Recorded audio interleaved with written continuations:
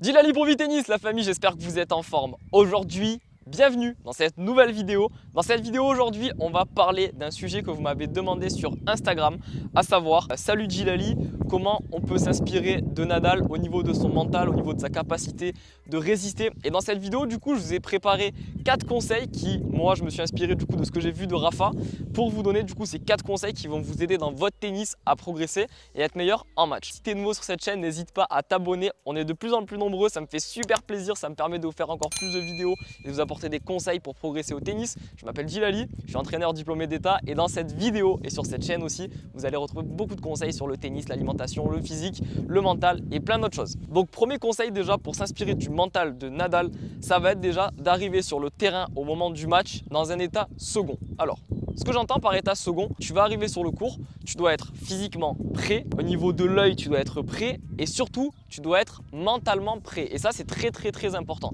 En fait, Rafa, si on remarque quelque chose, c'est qu'à chaque fois qu'il rentre en match, il rentre sur le terrain et en fait tu as l'impression qu'il est déjà chaud et qu'il n'a pas besoin de faire son échauffement de 5 minutes où il va taper la balle avec son adversaire. En fait ça c'est simplement une formalité, c'est la modalité du match du coup de faire les 5 minutes d'échauffement, mais en fait il rentre sur le terrain, le mec est déjà chaud, il est déjà prêt à quasiment jouer directement en fait parce qu'il fait un échauffement qui est très intensif pour commencer et en fait ça le met mentalement, ça le conditionne à être dans un état d'esprit de guerrier en fait et c'est ça que j'appelle en fait l'état second.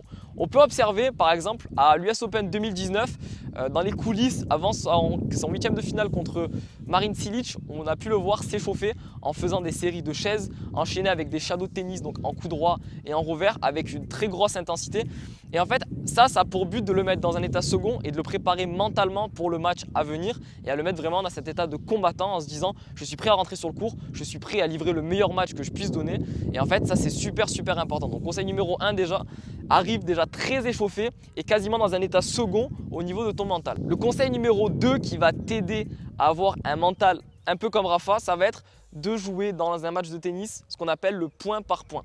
Rafa, il avait dit dans une interview, je ne me rappelle pas c'était en quelle année, mais il expliquait qu'en gros, chaque point qu'il joue, il disait « je me bats sur chaque point comme si ma vie en dépendait ». En fait, quand il est sur le court, pour lui, il n'y a pas de points importants et de points pas importants. À chaque point qu'il va jouer, qu'il soit au retour ou au service, il va jouer le point comme si c'était un match en un point. Et en fait, c'est un petit peu une astuce en fait en préparation mentale qui consiste à se dire recentre-toi sur le moment présent et pense qu'à ce qui se passe en fait sur le moment présent. Ça rejoint un petit peu ce que j'ai dit dans la vidéo du coup sur gérer son stress en match que je t'invite à aller voir. La vidéo elle est juste dans le i en haut à droite. Et en fait ça rejoint un petit peu ça. C'est que le point par point ça va consister à oublier ce qui s'est passé avant, les fautes directes, les doubles fautes, les coups faciles que tu as manqué par exemple.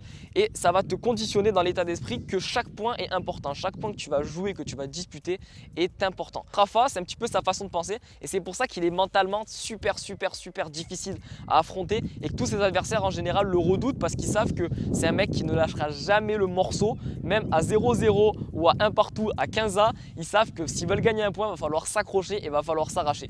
Donc le conseil numéro 2, ça va être d'adopter le point par point. Le conseil numéro 3 que j'ai observé moi sur Rafa et du coup qui va pouvoir t'inspirer et sur lequel tu vas pouvoir t'appuyer pour progresser dans ton mental, ça va être ce que j'ai appelé le stoïcisme. Alors, être stoïque, le stoïcisme, la définition du stoïcisme, c'est la capacité à supporter des difficultés avec indifférence.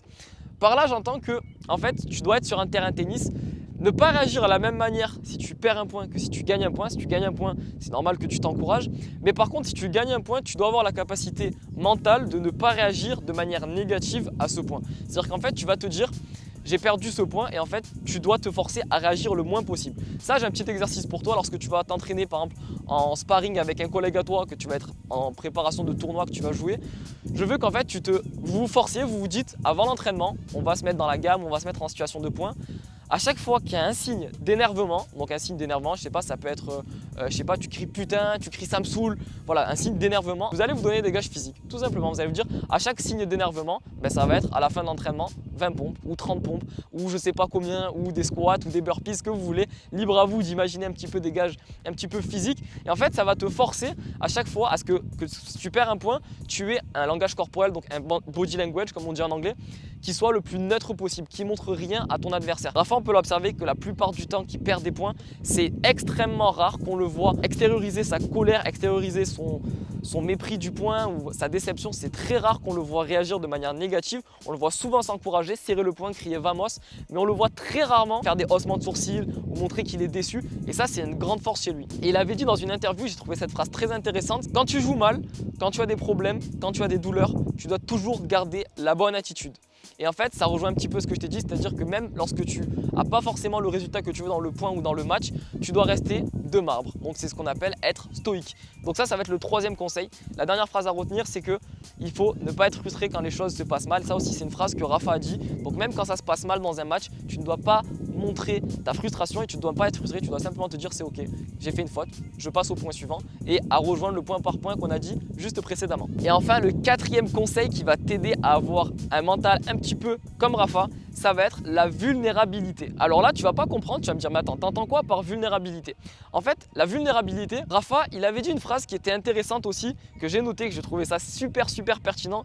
Il a dit: j'ai confiance en mes capacités et mes chances de gagner, mais je ne me dis pas que j'ai 100% de chances de gagner le match. Et ça, c'est extrêmement important et pertinent.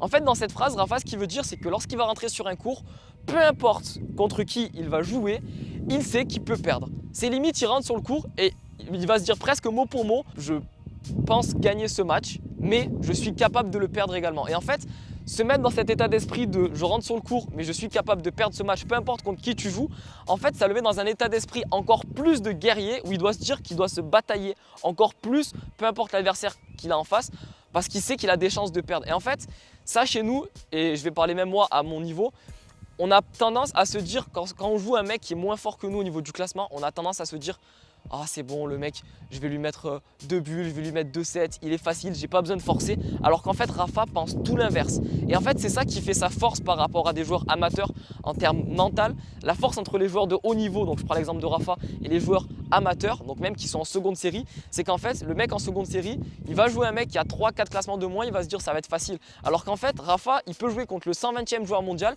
il va se dire avant le match: je peux le perdre.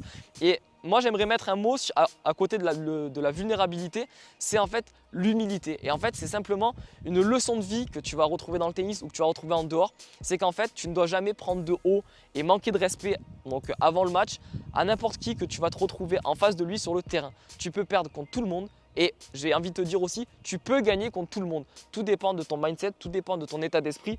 Comme je t'ai dit, si tu rentres sur le court en te disant: le mec qui est en face de moi, il a 2 bras, il a 2 jambes, il a deux chaussures, une paire de chaussures, une raquette, et il a des bouteilles d'eau comme moi sur son banc, en fait tu rentres dans un état d'esprit où tu vas te dire: le mec en face de moi, il est pareil sur le papier, c'est juste à moi à aller faire les efforts qu'il faut pour essayer de remporter cette partie et de ne pas la perdre. Donc comme le dit Rafa, la vulnérabilité, c'est ce qui pousse à tout donner en se sentant en danger sur le court, et je pense que c'est une bonne phrase pour finir cette vidéo.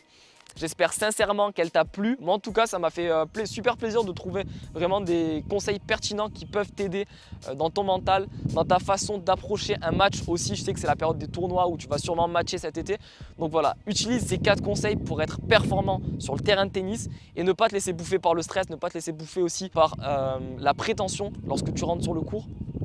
Adopte tes matchs, encore une fois, comme je dis souvent, avec plaisir, et tout se passera pour le mieux. Si cette vidéo t'a plu, n'hésite pas à me le faire savoir en mettant un pouce en bas de celle-ci. Ça me soutient énormément et ça me permet de référencer cette vidéo. C'était Djilali pour VTennis. Merci d'avoir regardé cette vidéo.